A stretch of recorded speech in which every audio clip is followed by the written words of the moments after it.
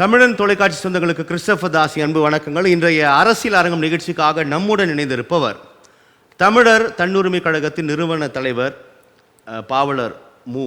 ராமச்சந்திரன் ஐயா அவரோடு நிறைய விஷயங்கள் பேசலாம். குறிப்பாக தமிழர் தமிழ்நாடு என்று சொல்லப்படுகின்ற நம்முடைய நாட்டில் தமிழர்களுக்கான நாடாக தமிழ்நாடு இருக்கிறதா?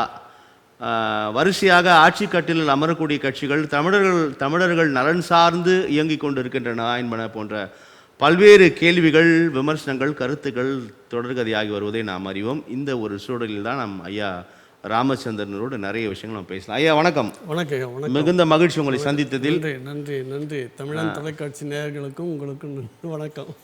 இப்போ நான் தலைப்பில் குறிப்பிட்டது போல இது தமிழர் தமிழ்நாடு ஆமாம் அப்படிதான் இருக்க வேண்டும், அப்படிதான் இருக்கிறதா அப்படின்ற ஒரு கேள்வி இருக்குது. இல்லை அப்படிதான் இருக்குது அப்படின்னு ஒரு தரப்பில் சொல்றாங்க. இப்படியான ஒரு சூழலில் தமிழ்நாட்டில் தமிழர் தன்னுரிமை கழகம் கட்சிக்கான தேவை அல்லது அவசியம் இருக்கிறதா? கண்டிப்பாக. உலகம் முழுவதும் இருக்கின்ற நாடுகள் எல்லாம் மொழி சார்ந்து தான் இருக்குது. மொழி, இனம், அப்புறம் மக்கள்னும் போது சிலர் வரலாம் போகலாம், எங்கே இருந்தும் இருக்கலாம், எந்த இனத்தை சார்ந்தவர்களாகவும் இருக்கலாம். ஆனால் மொழியையும் இனத்தையும் சார்ந்து தான் நாடுகள் இருக்குது. அது உலக நாடுகள்லாம் இருக்குது. ஆனால் அப்படி ஒரு நிலைக்காக தான் தமிழ்நாடு தனி மாநிலமாக அமைந்தது, மொழி வழி மாநிலம். இந்தியாவில் பல இனங்கள் இருக்குது. பல இனங்களோடு நம்முடைய மொழிக்கும் நம்முடைய இனத்திற்கும் தொடர்புகள் இருக்குது. தொடர்புகள் என்பதை விட அடிப்படையாகவும் இருக்குது. அப்படி அடிப்படையாக இருக்கிற நாட்டில் இருந்தாலும் தமிழர்களுக்குன்னு ஒரு நாடு வேணும். அப்படி நாடு என்று இந்தியாவுக்குள் பிரிக்க முடியாமல் போனாலும் அந்த மொழிக்கென ஒரு மாநிலம். அப்போ தமிழர்கள் நிறைய இருக்கின்ற ஒரு பகுதியாக தென்னாட்டில் ஒரு பெரும் பகுதி தமிழ்நாடு என்று இருக்கின்றது. அந்த தமிழ்நாட்டினுடைய வளங்கள் எல்லாம் காப்பாற்றப்படுவது தான் அரசியல். நம்ம தமிழ்நாட்டில் ஒரு பெரிய மாமன்னனாக இருந்தாலும் அவர்களுக்கு பேரே காவலன் தான் பேர். அப்போ மன்னர்கள், அரசர்கள் என்பதெல்லாம் காவல் புரிய வந்தவர்கள். அப்போ காவல் புரிய வந்தவர்களே இன்றைக்கு அந்த காவலை இல்லாமல் செய்திருக்கின்ற ஒரு கொடுமையான சூழ்நிலை தமிழ்நாட்டில். இந்த கொடுமையான சூழ்நிலையை கண்டு பொறுக்க முடியாதவர்களில் நாங்களும் ஒருவர்கள். தமிழர் தன்னுரிமை கட்சி தோழர்களும் ஒரு பகுதி. அப்போ காக்க வேண்டும் என்றால் எதை காக்க வேண்டும் என்பதை தமிழ்நாட்டு அரசிற்கு சொல்லி பார்த்தோம். இதுவரையில் எந்த அரசும் அதை செவியில் போட்டுக்கொள்ளவே இல்லை. 67க்கு முன்னால் உலகம் முழுவதும் இருக்கின்ற பறந்து கிடக்கின்ற தமிழ் இனம் அந்தந்த நாட்டிலே இருந்தவர்கள், மலேயா, சிங்கப்பூர், இலங்கை, ஃபிஜி, மொரிசியஸ், ஆப்பிரிக்கா, தென்னாப்பிரிக்கா, இன்னும் பல நாடுகளில், சுரினாம், அப்படி பல நாடுகளில் தமிழர்கள் இருந்து நம்முடைய மொழிக்கு ஒரு சிறப்பு வேண்டும் என்பதற்காகத்தான் தமிழை முன்வைத்து உலக தமிழ் மாநாடு நடத்தினார்கள். அந்த முதல் மாநாடு கோலாலம்பூரில் நடந்தது. 2ஆம் மாநாடு தமிழ்நாட்டில் நடந்தது. அதற்கடுத்து இலங்கை போன்ற பல நாடுகளிலும் பாரிஸிலும் நடந்தது. தஞ்சையில் ஒரு மாநாடு நடந்தது. தஞ்சையிலும் 8வது மாநாடு ஒன்று நடந்தது.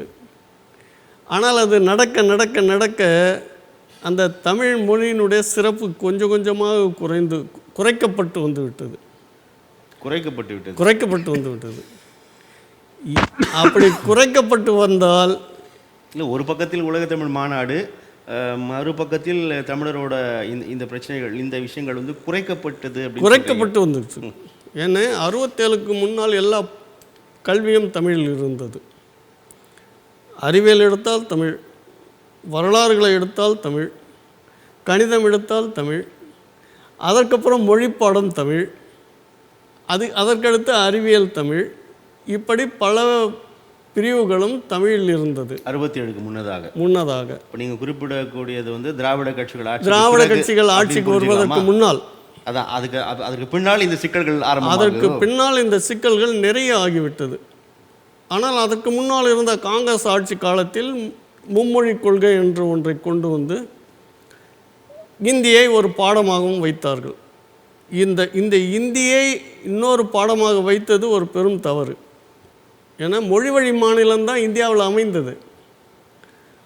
57க்கு முன்னால் மொழி வழி வேண்டும் என்று பல மாநிலங்களில் போராட்டம் நடந்தது. அந்த வகையில் தமிழ்நாட்டிலேயும் பெரும் போராட்டம் நடந்தது.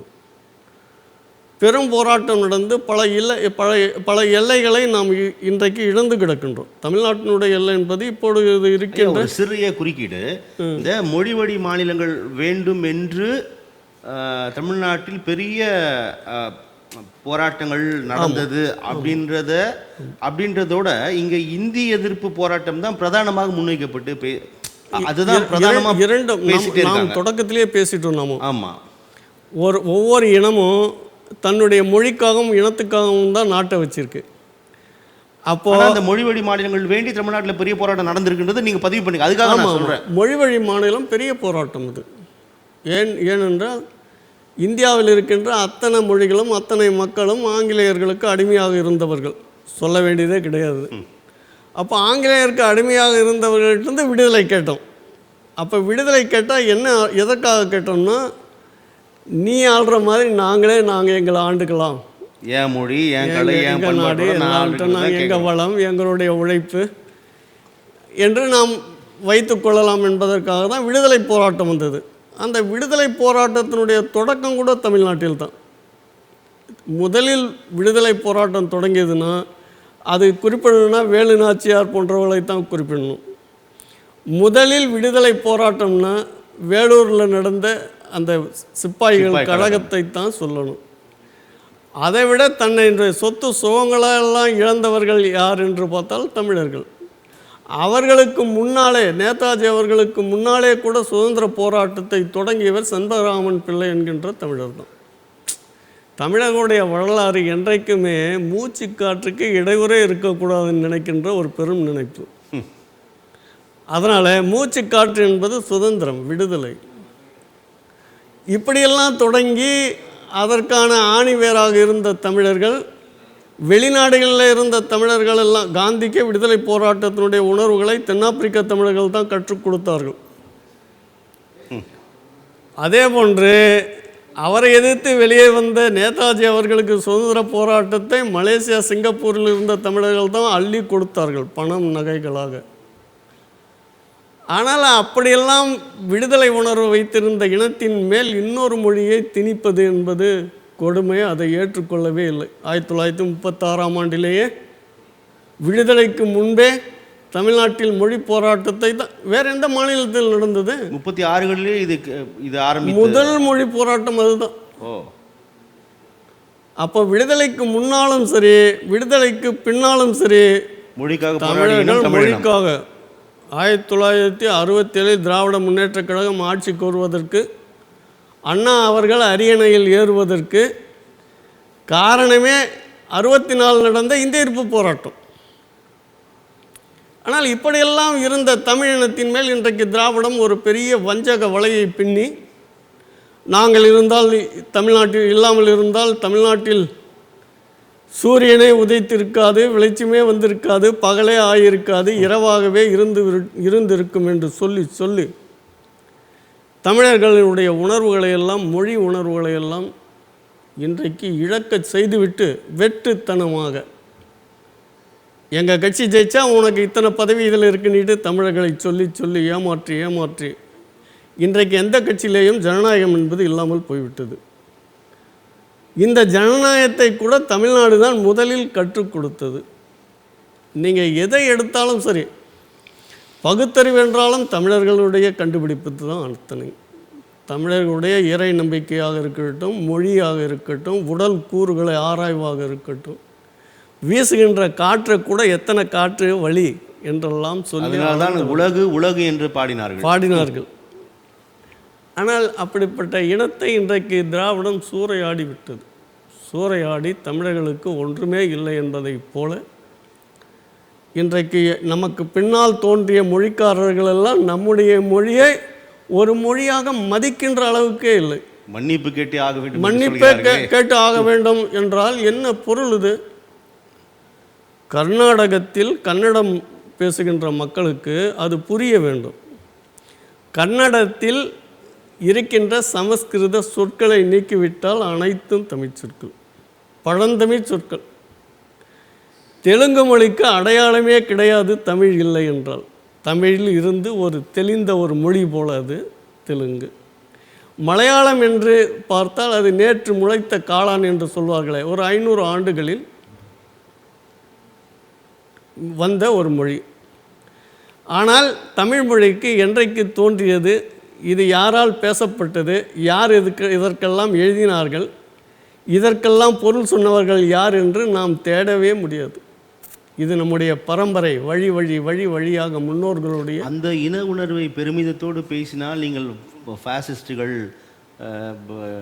நீங்கள் இன துவேஷம் பேசுகிறீர்கள் என்று சொல்கிறார்களே. அப்படி தான் சொல்கிறாங்க. ஏன்னா கர்நாடகத்தில் மட்டுமல்ல, அண்டை மாநிலங்கள் எல்லாம் தமிழர்களை ஏதாவது ஒரு வகையில் பிற்போக்கானவர்கள் என்று பேசுவதில் அவர்களுக்கு ஒரு பெரிய மகிழ்ச்சி. கேரளத்தில் இருக்கின்ற மலையாளிகள் கூட தமிழர்களை பாண்டியர் என்றெல்லாம் ஏதோ ஒரு கீழ்நிலையாக பேசுவதாக நானெல்லாம் கேள்விப்பட்டிருக்கின்றேன். திருடர்கள் என்ற பொருளில் திருடர்கள். ஆனால் தமிழர்கள் யாரையும் நாம் வெறுத்து ஒதுக்கி யாரையும் பேசுவதாகவே இல்லை, பேசுவதே இல்லை, பேசவும் தெரியாது. யாவரும் கேளீர் நமக்கு சொல்லிக் கொடுத்துன்ற பாடம் தமிழர்களுக்கு நம்முடைய முன்னோர்கள், நீ மட்டும் மனிதன் நினைக்காதப்பா, இங்கே இருக்கிற எல்லோரும் ஒரே மாதிரி உயிரினம் தான், புழு பூச்சிகள் கூட. அதனால தான் பல்லுயிர் ஓம்புதல், மனிதர் என்று சொல்லவில்லையே, மனிதர் கூட சொல்ல, பகுத்துண்டு பல்லுயிர் ஓம்புதல். நீ ஒரு ஆள் சாப்பிட்றையே, அதை பகுத்துடு, பல பங்கு போடு, அதில் நீ உண்ணு, பகுத்துண்டு பல்லுயிர் ஓம்பு, மீதியெல்லாம் மற்ற கொடு. என்ன ஒரு அறிவியல்தனம்! இந்த மூடத்தனம் இல்லாத ஒரு தமிழனுடைய முகமுடியை கிழிக்க வந்தவர் தான் நம்முடைய ஈவே ராமசாமி அவர்கள். ஈவேராவனுடைய தொடக்கம் இன்றைக்கு தமிழ்நாட்டில் தமிழர்கள் என்று சொன்னாலே அவமானம் என்பதை போல சிலர் சொல்ல, பலர் அதற்கு ஒதுங்கி நிற்கின்ற நிலை சூழ்நிலை இன்றைக்கு தமிழ்நாட்டில் இருக்கின்றது. பெரியார் அவர்களை பெரியார் என்று சொல்லாமல் ஈவேரா என்று சொல்வதே தவறு என்று சொல்கிறார்கள். அது எப்படி? நீங்கள் எனக்கு பாவலர்னு ஒரு பட்டம் இருக்குது. என்னுடைய பிள்ளைகள் எல்லாம் பேர் கையெழுத்து போடும்போது என்னென்னு போடுவாங்க? ராமச்சந்திரன் தான் போடுவாங்க. சரி, அப்படிதான் உங்களை அழைக்க வேண்டும். அதுதான் நீங்கள் பேரெல்லாம் புகழ்ச்சிக்காக வைத்தது. ஆனால் புகழ்ச்சிக்கு தகுந்த மாதிரி நடந்திருக்க வேண்டும். நீங்கள் தமிழ்நாட்டில் எப்படி தமிழ் காட்டுமிராண்டி மொழின்னு சொல்லலாம்? நாம் போய் தெலுங்கு ஆந்திராவில் வேறு இடத்துலையோ நாம் போய் தெலுங்கை காட்டுமிராண்டி மொழின்னு சொல்ல முடியுமா? சொல்வோமா? சொல்லவே மாட்டோம். நம்ம எந்த மொழியையும் இழிவாக பேசுகின்ற ஒரு தன்மை இருக்காது. அப்படி என்ன காட்டுமிராண்டித்தனமாக தமிழர்கள் வாழ்ந்து விட்டார்கள் சொல்லு. முதல்ல ஆடையை கண்டுபிடிச்சது தமிழனும். முதல்ல உடைகளை உடுத்தி அழகு பார்த்து அதை சிலைகளுக்கெல்லாம் அணிவிச்சு, அது முருகனுக்கு அணிவிச்சு, சிவனுக்கு அணிவிச்சு, கண்ணனுக்கு அணிவிச்சு, அழகு பார்த்து மாரிக்கு அணிவிச்சு அழகு பார்த்த இனம். அப்படிப்பட்ட இனத்தை எப்படி காட்டுமிராண்டின்னு சொல்லலாம்? ஆனால் அந்த நேரத்தில் இருந்தவர்கள் அதை ஒரு பொருட்டாக நினைக்கவில்லை. ஏன்னா நாம் சிறந்தவர்கள், நம்ம யார் எப்படி சொன்னால் நமக்கு என்ன என்பதை போல் இருந்துட்டாங்க. ஆனால் அதனுடைய கேடுகள் எல்லாம் இன்றைக்கு வந்து விட்டது. இப்போ ஐயா, அந்த மொழி வழி மாநிலங்களோட பிரிப்புக்கு பிறகு எந்தெந்த மாநிலங்கள் எல்லாம் மொழி வழியாக பிரிக்கப்பட்டதோ அந்த மாநிலங்களில் தமிழ்நாடை தவிர மற்ற மாநிலங்கள் அந்த பலனை முழுவதுமாக பெற்றுவிட்டதா? முழுவதுமாக அனுபவித்துக் கொண்டு. தமிழ்நாடு பெறவில்லை. தமிழ்நாடு முழுவதுமாக பெறவில்லை. முழுவதுமாக தமிழ்நாடு என்பதே இதனுடைய எல்லைகளை அடையவே இல்லை. தமிழ்நாடுக்கு தமிழர்களுடைய எல்லை வடக்கு வட வேங்கடம் என்று தான் பாடுறாங்க. வட வேங்கடம் என்பது கூட இமயமலை தான், இப்போ இருக்கிற திருமலை அல்ல. ஆனால் திருமலையில் இருந்து நம்முடைய தமிழ் பகுதி இங்கே இருந்து ஏறத்தாழ 250 கிலோமீட்டர் தொலைவுக்கு இருக்கின்ற பகுதிகள் தமிழ்நாட்டுக்கு வராமல் போய்விட்டது. அதை ஐயா மாப்போசி அவர்கள் நன்றாக பேசினார்கள். அப்பொழுது மங்களங்கிழார் அவர்கள் ஒரு பெரும் நடிகராக இருந்து கொண்டு அவர் வடக்கிளையெல்லாம் சென்று நாம் எல்லாம் ஒரு மக்கள், நாம் எல்லாம் தமிழ் பேசுகின்றவர்கள், நாம் நம்முடைய நாடு தமிழ்நாட்டோடு இருக்க வேண்டும், அப்படி குரல் கொடுத்தவர்கள். அதேபோன்று கர்நாடகத்தினுடைய பல பகுதிகளை தமிழர்கள் இழந்து விட்டோம். அதனால் அவர்கள் இன்றைக்கு நம்மை இழிவாக பேசுகின்றார்கள். ஒரு ஜேப்படி திருடன் நம்முடைய பையிலிருந்து நம்முடைய பொருளை எடுத்துக்கிட்டு ஓடிட்டு பின்னால் நாம் விழிக்கிற விழிப்பை பார்த்து அவன் சிரிப்பான். அப்படி தான் கர்நாடகத்தினுடைய பகுதி மைசூர் மாநிலம் என்று இருந்த பொழுது நமக்கு அதில் பெரும்பங்கு இருந்தது. அதற்கு பின்னால் கூட இன்றைக்கும் கால் பங்கு பகுதி தமிழர்களுடைய பகுதி தான், தமிழ்நாடு தான், தமிழ் பேசுகின்றவர்கள் தான் 25 விழுக்காடு மக்கள். அதே போன்று நம்முடைய பெருந்தலைவர் காமராஜர் ஒரு தடவை கேட்கும்போது பதில் சொல்லும்போது மேடாவது குளமாவது. நம்முடைய தெற்கெல்லை போராட்டத்தில் கலந்து கொண்டு மார்ஷல் நேசமணி போன்றவர்கள் எல்லாம் நம்முடைய திருவாங்கூர் சமஸ்தானத்தினுடைய பல பகுதிகள் தமிழ்நாட்டோடு இணைய வேண்டும் என்று போராடினார்கள். போராடி உயிர் கொடுத்தார்கள். 200 பேருக்கு மேல் பட்டம் தானு பிள்ளை அவர்கள் அப்போ அவர் அந்த மாநிலத்தினுடைய முதலமைச்சராக இருக்கார். அவர் தான் சுட்டு கொண்டவர். ஆனால் தமிழர்கள் நாம் எதையும் கேட்டு பெற முடியாமல் இருந்துட்டோம். முல்லை பெரியாறு அணை தமிழ்நாட்டிற்காக கட்டப்பட்ட அணை. அதை கட்டியவர்கள் இந்திய அரசாங்கம் அல்ல, அல்லது கேரளத்து மலையாளிகள் கட்டவில்லை. நாமாவது கட்டினோமா என்றால் நாமும் கட்டவில்லை. அப்போது அதை ஒரு ஆங்கிலேயர் ஒருவர் கட்டினார். ஆங்கிலேயர் அதை கட்டி அப்பொழுது இருந்த திருவாங்கூர் சமஸ்தானத்திற்கும் அப்பொழுது இருந்த சென்னை மாகாண அரசிற்கும் ஒரு ஒப்பந்தம் போட்டு, அந்த ஒப்பந்தம் 999 ஆண்டுகளுக்கு இந்த அணை இந்த மலைப்பகுதியில் இருக்கும். இந்த மலைப்பகுதியில் இருந்து அது வடக்கு நோக்கி வைகை ஆற்றில் போய் கலந்து மதுரை, ராமநாதபுரம் மாவட்டங்கள், தேனி மாவட்டம், திண்டுக்கல் எல்லாம் பாயும் என்று ஒரு பெரிய ஒப்பந்தம் போட்டார். Pennycuick. அந்த பென்னி குயிக்கு அவர்கள் எவ்வளவு பற்றோடு கட்டியிருப்பார். அந்த 99 ஆண்டுகளுக்கான பணம் முழுவதும் அவருடைய சொந்த பணம். லண்டனில் அவருடைய குடும்ப சொத்துக்களை எல்லாம் விற்றுவிட்டு அந்த பணத்தை கொண்டு இந்த மண்ணில் கட்டினார். அதனால் அந்த பகுதியில் இருக்கிற மக்கள் எல்லாம் தமிழர்கள் தங்களுடைய பிள்ளைகளுக்கு பென்னி குயிக் என்ற பேர் வைத்திருந்தார்கள் நிறைய பேருக்கு. ஆனால் தமிழர்கள் எங்கே நாம் நம்முடைய நிலத்தை மீட்டோம்? நாம் நிலத்தை மீட்டிருந்தால் இன்றைக்கு 2 பங்கு தமிழ்நாடு இருக்கும். 2 பங்கு தமிழ்நாடு இருந்தால் நம்மை பார்த்து மன்னிப்பு கேளுன்னு ஒருத்தர் சொல்லுவாங்களா? கமலஹாசன் சொன்னார், அவரே சரி அந்த நேரத்தில் என்ன பட்டதோ அதை பற்றி பேசினார். அதில் என்ன தப்பு இருக்குது? அதை நீதிமன்றமே மன்னிப்பு கேட்கணும்னா மன்னிப்பு கேட்கணும்னு சொல்கிறதுக்கு என்ன தீர்ப்பு இது? நீதிமன்றங்கள் எல்லாம் தங்களுடைய தரத்தை விட்டு கீழே இறங்கக்கூடாது. உள்ளபடியே நீதிபதியும் அந்த மண்ணின் மைந்தராக உணர்கிறார் என்பது பாராட்டுக்குரியது தான். அது அல்ல, நீதியாக இருக்க வேண்டும். நீதி பொதுப்படையானது. நாம் விளக்கு வெளிச்சத்தில் நின்னால் உங்களுக்கு ஒரு மாதிரி எனக்கு ஒரு மாதிரி விளக்கல்ல. ஆனால் தொலைவில் இருந்தால் கூட அந்த வெளிச்சத்தினுடைய பயனை ஏதாவது ஒரு மூலையில் இருக்கவும் பார்த்துக்கிட்டு நம்ம தெளிவடைய செய்யணும். அதை விட்டு நீதிமன்றம் எப்படி? 4 தூண்கள், ஜனநாயகத்தினுடைய 4 தூண்கள். ஒன்று அரசியல், ஒரு பாராளுமன்றம், ஒரு நீதிமன்றம், ஒரு பத்திரிகை துறை, ஊடகம். இப்போ உங்கள் மாதிரி ஊடகத்துறை, செய்தித்தாள் எல்லாம். இதெல்லாம் ஆளுக்கு தகுந்த மாதிரி பேசுவதற்கல்ல, நடுநிலையோடு இருப்பது தான். இந்த நடுநிலையை தவறி நீதிமன்றம் நீதிபதியே சொல்லலாமா மன்னிப்பு கேளுன்னு? வழக்கு போட்டவங்கள கேட்கணும். வழக்கு போட்டவங்களை கூப்பிட்டு தமிழ் செம்மொழி இல்லை, அல்லது கன்னடத்திற்கு கீழே தான் தமிழ், ஒரு வரலாற்று பதிவை கொண்டு வாப்பா அப்படின்னு கேட்டு அவங்க கொண்டு வந்து கொடுத்த பின்னால் நம்ம கமலஹாசன்கிட்டையும் கேட்டிருக்கலாம். கமலஹாசன், ஏன்பா நீ சொன்னது தப்புன்னு சொல்கிறவங்களாம்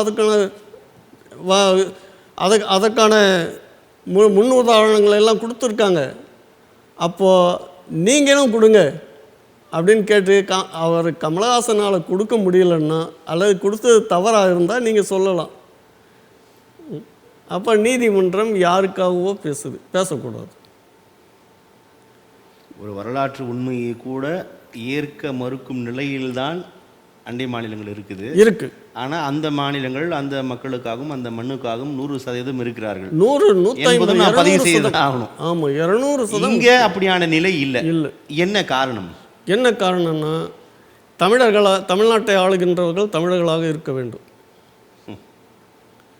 இந்த மண்ணை நேசிக்கின்றவர்களாக இருக்க வேணும், அவர்கள் இல்லையும். இன்னொன்று, நல்ல வரலாறு தெரிந்தவர்களாக இருக்க வேணும். அந்தந்த மண்ணை அந்தந்த மக்கள் தான் ஆளுவது. அதுக்குதான் ஃபண்டமெண்டல் ரைட்ஸ். ஆமாம், அதுவே தமிழகத்தில் இல்லையே. இங்கே திராவிடம்னு பேசுகிறாங்களே, திராவிடம் எப்படி எழுதி படிக்கலாம்? நீங்கள் திராவிடம்னு பேசுகிறது ஹைதராபாத்தில் கூட போய் பேசலாம்.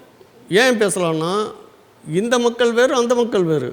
அந்த மக்கள் கிட்ட போயிட்டு நாங்கள் தமிழ்நாட்டிலேருந்து வரோம், நீங்கள் ஆந்திராவில் இருக்கீங்க, தெலுங்கரா இருக்கீங்க, அப்போ நமக்கெல்லாம் சேர்ந்த ஒரு இனம் திராவிடம்னு அங்கே பேசலாம். ஆனால் இங்கேயே பேசுகிறீங்களே திராவிடம்னு. இந்த அரசே தன்னை திராவிட மாடல் என்ன மாடலு? திராவிட மாடல்னால் என்ன பொருள்? என்ன இது? நாங்கள் என்ன உடையாக விற்கிறோம், கடையாக வச்சுருக்கோம்? இல்லை இட்லி தோசை கடையாக வச்சுருக்கோம்? உணர்வு கடை இது. ஏன் சொல்கிறார்கள்? ஏன் சொல்லுகிறார்கள்னா, தமிழர்கள் ஏமாளிகள். தமிழர்கள் எல்லோரையும் நம்புகிறவர்கள். இந்த நம்பிக்கையை மோசம் செய்கின்றவர்கள் போல இப்போது பேசுவது தவறு. அனைவருக்குமான ஆட்சி என்கிறார்கள். ஆமாம், அனைவருக்கும் தான். அது அனைவரையும் உள்ளடக்கியதால் நாங்கள் திராவிட மாடல் என்கிறோம். ஆமாம், எந்தெந்த மாநிலத்தை உள்ளடக்கியிருக்கீங்க?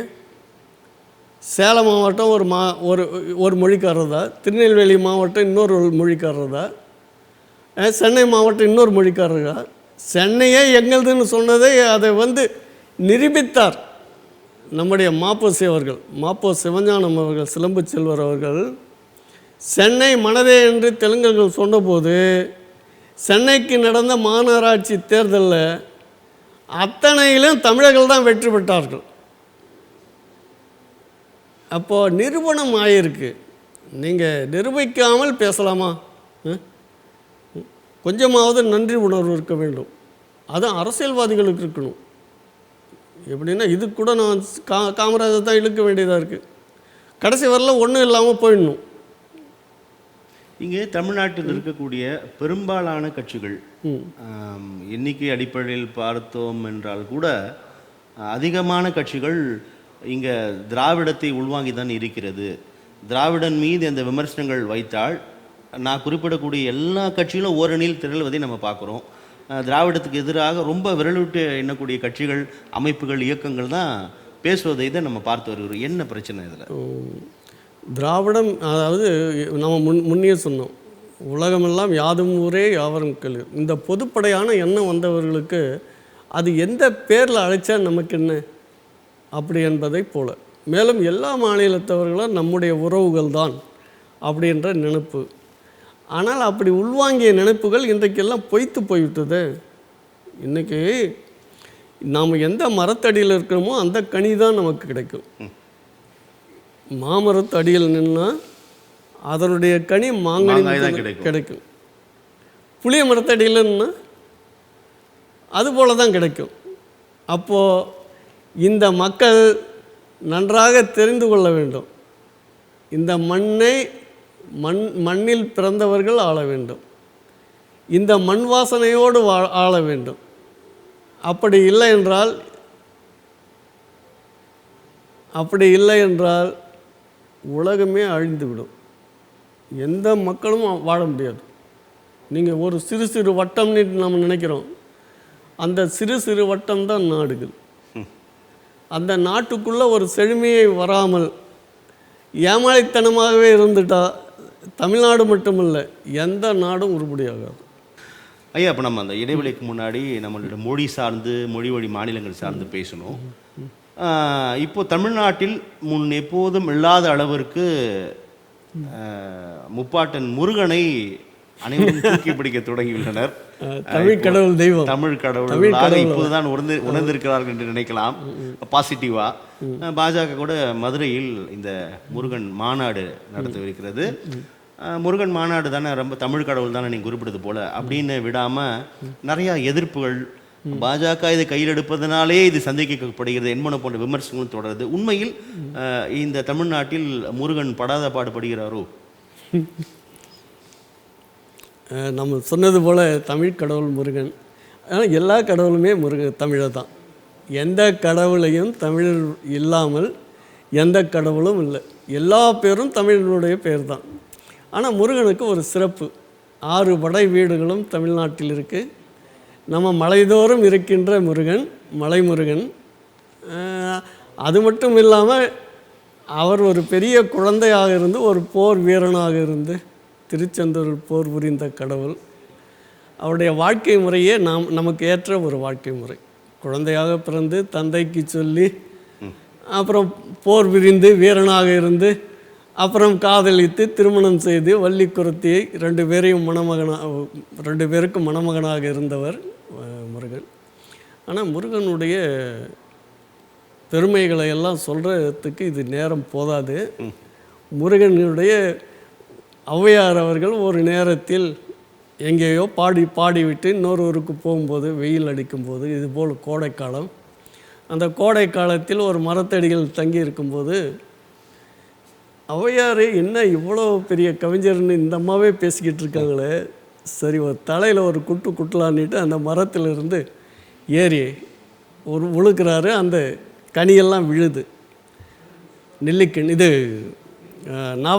நாவற்பழம். அதை பார்த்துட்டு நாவல் பழம் தானே நல்லா இருக்குன்னுட்டு ஊதும் போது மேலேருந்து குரல் வருது, என்ன பாட்டி பழம் என்ன சுடுதான்னுட்டு. அப்புறம் சுட்ட பழமா சுடாத பழமா என்று பலருக்கும் அந்த கதையை தெரியும். அப்போது இறைவன் என்பவன் தமிழோடு விளையாடியவன். தமிழ் படித்தவர்களை ஏமாற்றி கூட கொஞ்சுகின்றவன். அந்த கடவுளை இன்றைக்கு நம்முடைய பாரதிய ஜனதா கட்சி எடுத்திருப்பது ஒரு வகையில் மகிழ்ச்சி.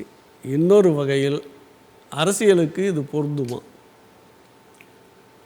நீங்கள்லாம் முருகனுக்கு விழா எடுத்து எல்லாம் மொட்டை அடிச்சுக்கிட்டா போக போகிறீங்க வட இந்தியாவுக்கு போகும்போது. எல்லாமே கேலி கூத்தா? நாமெல்லாம் இருக்கிறோம், முருகனை வணங்குகிறோம், முருகனை மனதில் வைத்திருக்கோம். நம்முடைய பெற்ற பிள்ளைகளுக்கு முருகன்னு பேர் வைக்கிறோம், வள்ளின்னு வைக்கிறோம். அந்த குழந்தைகளுக்கெல்லாம் காது குத்துறோம், மொட்டை அடிக்கிறோம், முருகனுடைய அறுபடை வீடுகள்லையும் போய் கொண்டாடிட்டு வரோம். ஒரு தேர்தல் வந்தால் இவங்க போய் இது போல் ஒரு கொண்டாட்டம் போல் முருகனை பற்றி ஒரு விழா நடத்துவது ஒரு பெரிய ஒரு அறிவாளித்தனம் அல்லது. நாம் கொண்டாடுகின்ற தெய்வத்தை அவர்கள் கொண்டாடுவதை நாம் தப்பாக சொல்ல. ஆனால் அதை அரசியல் மேடையில் ஏன் கொண்டு போகிறீங்க? உங்களுடைய வீட்டுக்கு கொண்டு போங்க, உங்களுடைய வட இந்தியாவுக்கு கொண்டு போங்க, குஜராத்துக்கு கொண்டு போங்க. உங்களுடைய பிள்ளைகளுடைய விழாக்களை எல்லாம் அன்றைக்கு அந்த முருகனுடைய சிலை முன்னால் வைத்து பண்ணுங்க. முருகன் உங்களுக்கு என்ன வேண்டாம்னு சொல்லிடுவாரா? இல்லை இங்கே நடக்கிற தேர்தலில் நீங்கள் வெற்றி பெறுறதுக்கு முருகன் துணை நிற்பாரா? இல்லை வேண்டாம்னு சொல்லிடுவாரா? இறைவனை இறைவனாக விட்டு துணை நிற்க மாட்டாரா? நிறுத்த மாட்டார். இங்கே அந்த அரசியலுக்காக அது பயன்படாதா? ஏன்னா இங்கே அரசியல் அதை வச்சு தான் அரசியல் நடத்துவது. அதை தான் சொல்ல வரேன். இங்கே திராவிட கட்சிகள் அரசியல் நடத்துவதே கடவுள் இல்லை, தெய்வம் இல்லை, கடவுளை கும்பிடுவது முட்டாள். ஆனால் என்னை மட்டும் கும்பிடுன்றீங்களே, உங்களை கும்பிடுறதுக்கு நாங்கள் யார்? சிலைகளெல்லாம் வேண்டாம்னுட்டு ஒடிச்சிங்க, சிலைகளெல்லாம் ஒடிச்சிங்க, தெய்வத்தினுடைய சிலைகளை ஒடிச்சிங்க, பிள்ளையார் சிலையெல்லாம் ஒடிச்சிங்க. அப்போ ஒடிக்க சொன்னவருடைய சிலையை இப்போ யார் ஒடிக்கிறது? சிலை என்பது ஏமாற்றுதல், அது பொய், அது சிலைக்குள்ளே ஒன்றுமே இல்லைன்னு சொல்கிற நீங்கள், அதுதான் பகுத்தறிவுன்னு சொல்கிற நீங்கள், அவருக்கு சிலை வச்சிங்களா, ஊர்தோடும் பேர் வச்சுருக்கீங்களே, அதையெல்லாம் யார் விளக்குவது, யார் அடிப்பது? வடநாட்டிலேருந்து அவங்க செய்வது ஒரு பெரும் தவறு. நீங்கள் அரசியலாக பேசுங்க. தமிழ்நாட்டில் இருக்க செல்வ வளங்கள் எல்லாம் தமிழ்நாட்டு மக்களுக்குன்னு ஒதுக்குங்க. மாநில மக்களுடைய உரிமைகளில் எந்த அரசும் தலையிடாதுன்னு சொல்லுங்கள். தமிழ்நாட்டில் இருக்க தொழில்கள் அத்தனையும் அந்தந்த மாநிலத்து மக்களுக்கு தான். தமிழ்நாட்டில் ஒரு கப்பல் கூடம் தான், அந்த கப்பல் கூடத்தை தமிழ்நாட்டில் இருக்க அந்த பகுதியில் இருக்க மக்கள், ஒரு மீனவ மக்களோ யாரோ ஒருத்தரோ அனுபவிக்க வேண்டும். அதை சொல்லுங்கள். அதே போன்று ஒரு புதிய தொழிற்சாலை வந்து அந்த மக்களை சார்ந்ததுன்னு சொல்லுங்களேன்.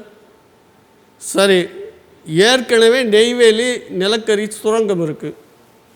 அந்த நெய்வேலி நிலக்கரி சுரங்கம் இருந்த இடம் முழுவதும் முதலியார் ஒருவருடைய சொத்து. நெய்வேலி நிலக்கரி சுரங்கம் அமைந்த இடமெல்லாம் அதை காமராஜர் ஆட்சியில் அதை வந்து எப்படியாவது ஒரு பெரிய தொழிற்சாலையாக கொண்டு வந்துடணுன்றதுக்காக அந்த முதலியாரை சந்தித்து கேட்குறாரு. அவர் இலவசமாக கொடுக்குறாரு. மக்களுக்காக கொடுத்தார். மக்களுக்காக கொடுத்தாரு. ஆனால் நீங்கள் மோடியும் அமித்ஷாவும் இங்கே இருக்கிற முருகன் விழா கொண்டாடுற கட்சிக்காரர்களை என்ன தரப்போகிறீங்க? என்ன வாங்கிட்டு வர போகிறீங்க? எந்த தொழிற்சாலையாக தமிழர்கள் கொண்டு வருவீங்களா? தமிழ்நாட்டில் இருக்க கப்பல் கூடமெல்லாம் தமிழர்களுக்கு தான், அந்தந்த பகுதியில் இருக்க மக்களுக்கு தான் அது உரிமை அப்படின்னு கொண்டு வர போகிறீங்களா? எந்த தொழிற்சாலையும் கிடையாது, எதுவும் கிடையாது. ஒரு நீர் வரத்து கூட காவிரியினுடைய நீர் வரத்து வரலையே. ஏன் கன்னடர்கள் நம்ம அவ்வளோ கேவலமாக பேசுகிறாங்க, அடிக்கிறாங்க? ஒசூர் வரைக்கும் வந்து அடித்தாங்க நம்முடைய உரிமை தண்ணியை கேட்குறதுக்கு. ஆனால் அது 2 அணைகள். ஒன்று கீழே தமிழ்நாட்டினுடைய பாசனத்துக்காக ஒரு அணை, மேட்டூர் அணை, மேலே கண்ணம்பாடி அணை நீர் அதிகமாக வந்தால் தேக்கி வைக்கிறதுன்னு, அதையும் ஆங்கிலேயம் தான் கட்டினான். இங்கே இருக்கிற திராவிட கட்சிக்காரன் கட்டல. திராவிட கட்சிக்காரன் அந்த உரிமையை கேட்டு வாங்கிட்டு வரல. வடநாட்டில் இருக்க காங்கிரஸ்காரன் அதுக்கு நம்மோட ஒத்துழைக்கல. இன்றைக்கு ஆளுகின்ற பாரதிய ஜனதா கட்சி அதுக்காக குரல் கொடுக்கல. நம்முடைய உரிமை, நமக்காக கட்டப்பட்ட அணைகள் 2 அணைகளும் 1954 வருடம் வரைக்கும் அதனுடைய ஒப்பந்தம் இருக்குது. 1972 ஆண்டு வரைக்கும் அந்த ஒப்பந்தம் இருக்குது. அந்த ஒப்பந்தம் 50 ஆண்டுகள் போடுறான் ஆங்கிலேயன். 50 ஆண்டுகள் வரைக்கும் இந்த நீரை இப்பொழுது இருக்கின்ற பங்கீடு அளவுக்கு பங்கிட்டுக்கலாம். ஆனால் 50 ஆண்டுகளுக்கு பின்னால் வருகின்ற அரசுகள் மாறிப்போனால் அவர்கள் அப்பொழுது பேசி தங்களுக்குள் ஒரு ஒப்பந்தத்தை புதுப்பித்து கொள்ளலாம் தான் இருக்கே தவிர ஒட்டுமொத்த நீரும் கர்நாடகத்துக்காரனுக்கு உரிமை இருக்குன்னு சொல்லுதா? அதை இன்னைக்கு செய்யுங்களேன். தமிழ்நாட்டுக்கு வந்து எதுக்கு முருகனை பற்றி பேசுகிறீங்க? கடலில் இலங்கையினுடைய எல்லைக்குள்ளே தமிழ்நாட்டு மீனவர்கள் போய்விட்டார்கள்னுட்டு எத்தனை பேருடைய கப்பல்களை, எத்தனை படகுகளை, எத்தனை பேருடைய உயிர்களை கொன்று அங்கேருந்து இழுத்துட்டு போய் இலங்கையில் வச்சு சிறையில் வச்சு அவர்களை அரைக்குறையாக்கி வலைகளை கிழித்து அனுப்புகிறாங்களே, அதுக்கு ஒரு முடிவு செய்யுங்கய்யா. முருகனை ஏன் கொண்டாடுறீங்க? முருகன் உங்களுடைய கனவுல வந்து கேட்டாரா? எதுக்கு முருகனை கொண்டாடுறீங்க? கச்சத்தீவில் நமக்கு உரிமை இருக்குது. கச்சத்தீவு நமது. ராமநாதபுரம் அரசருடையது. முதலியார் சொன்னது மாதிரி அங்கே நம்ம சேதுபதி அரசர்களுடையது. அதை ஏன் கொடுத்தீங்க? அதை கொடுக்கும்போது கருணாநிதி தானே ஆட்சியில் இருந்தார். இன்றும் கச்சத்தீவை நாங்கள் மீட்டே தீர்வோம் சொல்கிறாங்க. எப்போ மீட்கிறது? அதை மீட்டுருங்க. அதை தீர்மானமாக போட்டு இப்போ முருகனுடைய மாநாட்டில் நிறைவேற்றுங்க. எதுவுமே இல்லை. முன்ன ஒரு தடவை பெரும் புயல் வந்து கரையோர மக்கள் எல்லாம் அவதிப்பட்டாங்க. அந்த மக்கள் வந்து இதே குமரி மாவட்டம், பக்கத்தில் இருக்க நெல்லை மாவட்டம், தூத்துக்குடி மாவட்டம் மக்கள் தான். அந்த மக்களை பார்க்குறதுக்காக வந்தார் நம்முடைய மோடி அவர்கள். அந்த மோடி அவர்கள் எப்படி வந்தார்னா, இங்கே சென்னைக்கு வந்து இங்கே இருந்துட்டு மதுரைக்கு போய் மதுரையிலேருந்து மக்களை பார்த்துக்கிட்டு அங்கே போயிருக்கலாம். ஆனால் அப்படி அவர் போல் நேராக திருவனந்தபுரத்துக்கு போய் திருவனந்தபுரத்தில் இருந்துட்டு குமரி கடல் பக்கம் வந்தார். அது என்ன ஊருன்னு சரியாக பேர் வரல. அங்கே வந்த உடனே அங்கே இருந்த மீனவ மக்களை பார்த்தீங்களா? அவங்களோட கலந்து பேசுனீங்களா? அப்போ இருந்த தமிழ்நாட்டு முதலமைச்சர் பேசினாரா? யாருமே இல்லை. நீங்கள் வந்து தேநீர் இருந்து சாப்பிட்டுட்டு மறுபடியும் அப்படியே திரும்பி போயிட்டீங்களே. அப்போ முருகனை கொண்டு வந்து நிறுத்திட்டு பேசுகிறது. கச்சத்தீவில் இருக்கிற சர்ச்சுக்கு இங்கே இருக்க கிறிஸ்தவ மக்கள் போயிட்டு வர்றதுக்கு உரிமை இருக்குது. நீங்கள் வாங்கி கொடுங்களேன். யார் வேண்டாம்னது? முருகன் தடையாக சொன்னார். சரி, முருகன் பேரால் என்ன தீர்மானம் போடுறீங்க சொல்லுங்கள். இனிமேல் நாங்கள் மும்மொழி கொள்கை எல்லாம் கிடையாது இந்தியாவில். தமிழ் மொழி கொள்கை தான். அவங்களுக்கு ஒரே மொழி கொள்கை தான். தமிழ் தெய்வத்தை வச்சு சொல்கிறோம். தமிழ் தெய்வமும் முருகன். அந்த முருகனுடைய பெயரால் நடக்கின்ற விழாவில் இனி இந்தியா முழுசும் ஒரு மொழி கொள்கை தான். அறிவிங்களா? எதுக்கு ஆங்கிலத்தை கட்டி பிடிச்சின்னுக்கிறீங்க? பக்கத்தில் இந்தியை வச்சுக்கிட்டு அப்புறம் மூணு மொழின்னு நாங்கள் எங்கள் மொழியோடு இன்னும் பல மொழியெல்லாம் படிப்போம், எங்கள் மொழி விட்டுருவோம். இவையெல்லாம் கேட்டு பெறுவதற்காக தான் தமிழகத்தில் 40 நாடாளுமன்ற உறுப்பினர்களை வெற்றி பெற வைத்துள்ளோம்.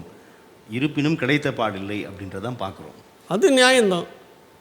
இந்த 40 பேரையும் ஒன்றுக்கும் உதவாதவர்களாக திராவிட முன்னேற்றக் கழகமும், அண்ணா திராவிட முன்னேற்றக் கழகமும், காங்கிரஸும், பாரதிய ஜனதாவும், எந்த கம்யூனிஸ்டுகள் கூட வருத்தப்பட வேண்டியது. உலகத்திலேயே பொது உடைமையை கொண்டு வந்த ஒரு பெருந்தகை நம்முடைய சிங்காரவேலர். இந்தியாவில் முதல் தொழிற்சங்க தலைவர், கம்யூனிசத்தை இந்தியாவிற்குள்ளே கொண்டு வந்த முதல்வர். அவருடைய சொத்தை எல்லாம் இன்றைக்கு கடற்கரையில் யாரோ அனுபவிக்கிறாங்க. அவரும் ஒரு தமிழர். மீட்டு கொடுங்களேன். ஆனால் இந்த கட்சிகள் எல்லாம் என்ன பண்ணுறாங்க? கூட்டுன்னு சேர்றீங்க. கூட்டு சேர்றது தப்பே கிடையாது. ஏதாவது ஒன்று மீட்டு இருந்தால் சொல்லுங்கள்.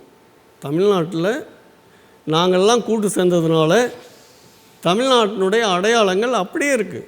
அடையாளமாக இருக்கின்ற தமிழ்மொழி தான் இன்றைக்கு அடையாளம். எல்லா பிள்ளைகளும் தமிழில் தான் படிக்கிறாங்க. எல்லா தமிழர்களுக்கும், எல்லா பிள்ளைகளுக்கும் நம்முடைய அத்தனை 50 காப்பியங்களும் தெரியும், எல்லா நூல்களும் தெரியும் அப்படின்னு சொல்லுங்களேன். பசங்க காலையில் எழுந்தோன்னா குட் மார்னிங் சொல்கிறதுக்கு வச்சுருக்கீங்களே. அப்போ ஆங்கிலேயனே இருந்திருந்தால், ஆங்கிலேயன் இருக்கும்போது அவன் லண்டன்லேருந்து ஒரு சட்டம் போட்டு அனுப்பிச்சான். நீங்கள் யாராவது தென்னாட்டுக்கு ஐஏஎஸ் அதிகாரிகளாக போனாக்க நீங்கள் தமிழை ஒரு பாடமாக படிச்சுட்டு போங்கன்னு அவன். ஆனால் இங்கே இன்றைக்கி நீங்கள் ஆட்சி பண்ணுறீங்க. இங்கே தமிழ்நாட்டில் ஒரு தமிழ் ஆட்சி மொழி இல்லை, பயிற்று மொழி இல்லை, பாடமொழி இல்லை, எதுவுமே இல்லாமல் எதுக்கு? அப்புறம் முருகனை கூட்டிகிட்டு வந்து இன்னொருத்தர் போட்டிக்கு நடத்துகிறாரு. நாளைக்கு ஈவேராவை வச்சு இன்னொரு கட்சிக்காரன் போட்டிக்கு நடத்துவான். அதானே தமிழ்நாட்டு அரசியலை. நீங்கள் உழைக்கவே வேண்டாம், பேசிக்கிட்டே இருங்க. நீங்கள் கொஞ்ச நாள் பேசிகிட்டு இருந்தீங்கன்னா உங்களை எதிர்க்கிறவங்க இன்னும் கொஞ்ச நாள் பேசிகிட்டு இருப்பான். அதுக்கடுத்து அவர் ஆட்சிக்கு வந்துட்டார்னா அப்புறம் நீங்கள் பேசலாம்.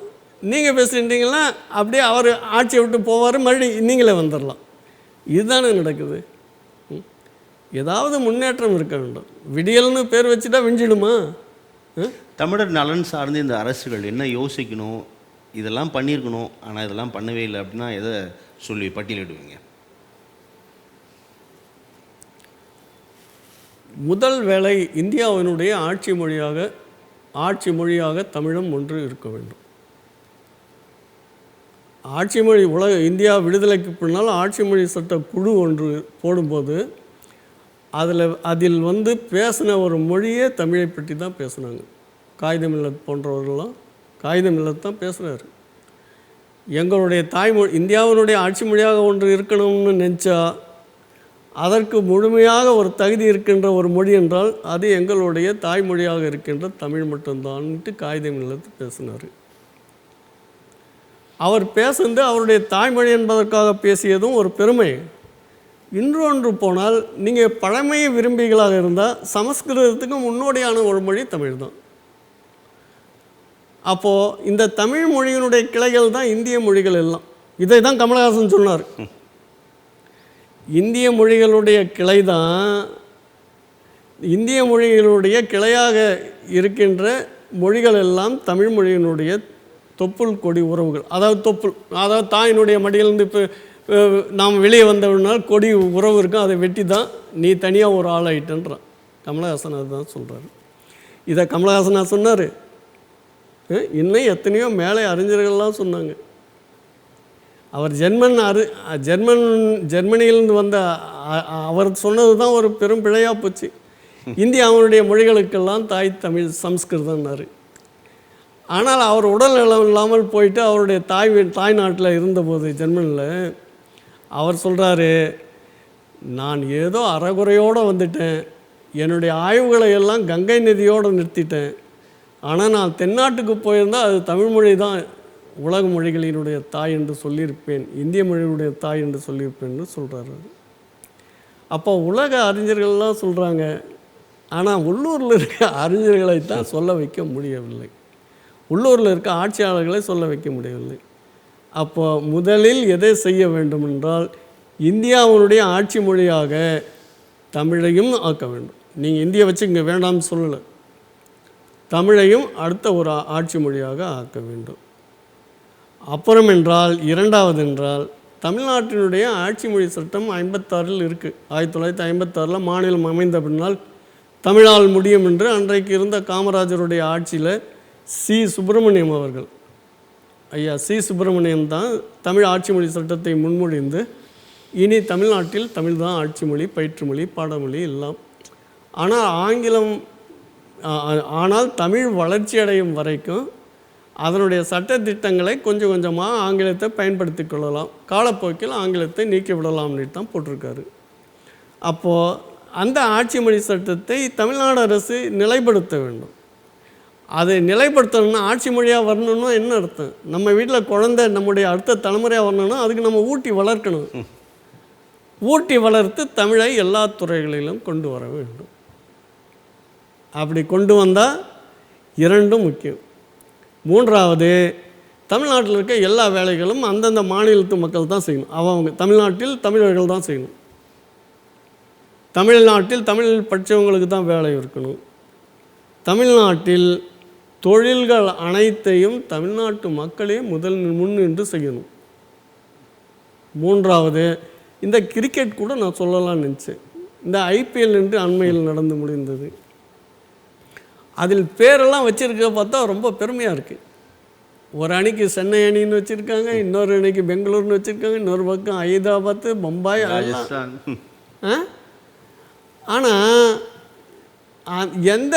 எந்த அணியை பற்றி எனக்கு சரியாக தெரியல. ஆனால் ஒன்று, நீங்கள் சென்னை அணின்னு வச்சுருக்கீங்களே, சென்னை அணியில் எத்தனை பேர் தமிழ்நாட்டை சார்ந்த விளையாட்டு வீரர்கள்? சென்னை அணி என்னைக்கு தோன்றுச்சு, அன்னையிலேருந்து ஒருத்தரே தான் தலைவர். அவர் பேர் என்ன? தோனி. தமிழர். ஒரு விளையாட்டில் ஊக்குவிக்கணும்னா அந்த மண்ணை சார்ந்த மக்களை நாம் அனுமதிக்கணும், விளையாட்டு வீரர்களை அவர்களுக்குள் உருவாக்கணும். பெங்களூர் அணின்னா அவன் கர்நாடகத்தை சார்ந்தவர்களை உருவாக்கணும். 2 அணியும் மோதிட்டா சென்னை அணி வெற்றி பெற்றால் நாம் கைத்தட்டலாம். ஏன்னா நம்ம பசங்க அடுத்த தலைமுறைகள் அவங்க. ஆனால் எதுவுமே இல்லாமல் நம்ம கைத்தட்ட கட்டு கொடுத்துட்டாங்களே. இங்கே எப்படி தமிழர்களே இல்லாமல் திராவிடம் ஆட்சின்னு சொல்கிறாங்களோ, அதுபோல் விளையாட்டில் தமிழ்நாட்டு பிள்ளைகளே இல்லாமல் அது சென்னை அணின்றாங்க. தமிழ்நாட்டில் எத்தனை பல்கலைக்கழகங்கள் இருக்குது? ஒரு பல்கலைக்கழகத்திலேயாவது தமிழுக்கு இருக்கா? ஆனால் அமெரிக்காவில் இருக்க பல்கலைக்கழகங்களில் தமிழ் இருக்குது. நம்ம அதுக்கு நிதியுதவி கூட தரோம். நாம கூட நம்மவர்கள் அங்கே இருக்கவங்க படிக்கிறாங்க, சொல்லித்தராங்க. ஆனால் தமிழ்நாட்டில் இருக்க எந்த கல்லூரியிலையும் வந்து இருக்கையில், பல்கலைக்கழகங்கள் இருக்கையில். சென்னை பல்கலைக்கழகத்தில் ஒரு பெரிய ஆய்வு இருக்கைகள் இருக்கும். எப்படி ஒவ்வொரு ஆண்டும் தமிழ் சொல் பொருள் அகராதியை வெளியிட்டு போவாங்க. இப்போ எதுவுமே இல்லையே. இலவசங்களை கொடுத்து பல்கலைக்கழகத்தில் ஊதியம் தரவில்லை என்று போராடுகிறார்களே. பல்கலைக்கழகத்தில் மட்டும் ஊதியம் அல்ல, நிறைய பேர் 58 ஆண்டுகளில் ஓய்வு பெற்று வெளியே போக வேண்டியவங்களுக்கு அவங்களுக்கு சம்பளமும் ஓய்வூதியமும் தர முடியலன்னுட்டு இந்த தமிழ்நாடு அரசு அவர்களுக்கு வேலை வாய்ப்பை நீட்டிட்டு இருக்குதுன்னா அதை ஆய்ந்து பாருங்கள். அப்போ இவர்களால் அந்த சம்பளத்தை கொடுக்கறதுக்கு கூட முடியாத அளவுக்கு நம்முடைய வருமானம் குறைவா அல்லது வேறு வகையில் அது செலவு பண்ணப்படுதா? இரண்டையும் பார்க்கணுமில்ல. வேறு வகையில் செலவு பண்ணுதான்னுட்டு நம்ம பார்க்கணும். அதுக்கு அடுத்து இன்னொன்று என்னென்னா, இந்த 3 ஆண்டுகள் 4 ஆண்டுகள் நீட்டிப்பு செய்கிறதுனால அடுத்து வர்ற தலைமுறைகள், அடுத்து படிச்சுட்டு இருக்க மாணவர்கள் வேலைக்கு வர்றது 3 ஆண்டு 4 ஆண்டு தடைப்படுது. அப்போ அவங்களுடைய வாழ்க்கை என்ன ஆகுது, குடும்பம் என்ன ஆகுது? தமிழ்நாடு முன்னேறிடுச்சின்னு சொல்கிறாங்க. எங்கே முன்னேறிட்டு இருக்கு? இப்படி பல கோணல்கள், 1 2 அல்ல. தமிழ்நாடு வந்து நேர்மையான அரசியலே வரணும். நேர்மையானவர்கள் அரசியலுக்கு வரணும். நடிக்கிறவர்கள் வரக்கூடாது, சொல்லப்போனால் திரைப்பட நடிகர்கள் வரக்கூடாது. 67லிருந்து எல்லாமே திரைப்படங்கள். அண்ணாவிலிருந்து, கருணாநிதியிலிருந்து, எம்ஜிஆரிலிருந்து, ஜெயலலிதாவிலிருந்து, இந்த இடைப்பட்ட 2-3 பேர் இல்லை, அந்த அம்மா ஜானகி அம்மா, அவங்களிலிருந்து இன்றைக்கு இருக்கிற முதலமைச்சர் எடப்பாடி பழனிசாமி தவிர அனைவரும் நடிகர்கள், எல்லாமே நடிகர்கள்.